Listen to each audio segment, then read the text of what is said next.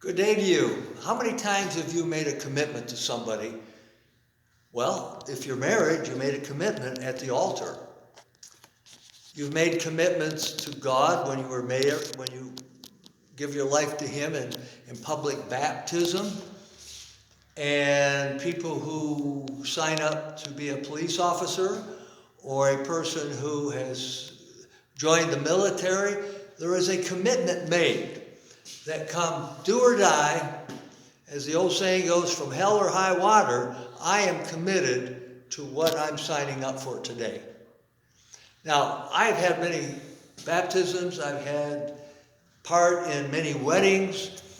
Matter of fact, when you put them all together, there's hundreds and hundreds of them at my age over the past years. But I've noticed that a lot of people's commitment is not all that solid when they make that commitment.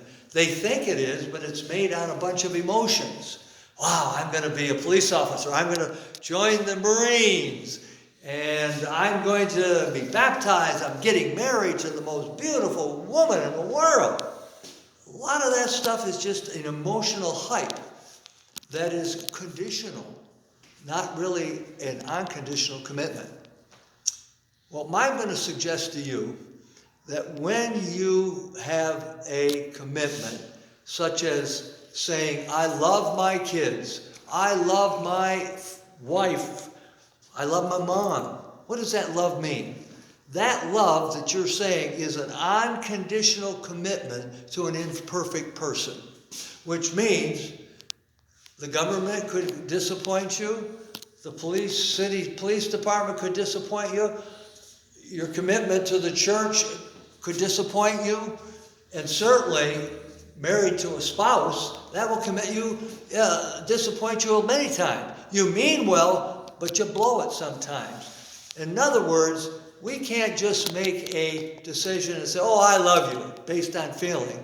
When we're talking about a real commitment, it is only God that can make that commitment stick, because it's not an unconditional, but most of our commitments are conditional.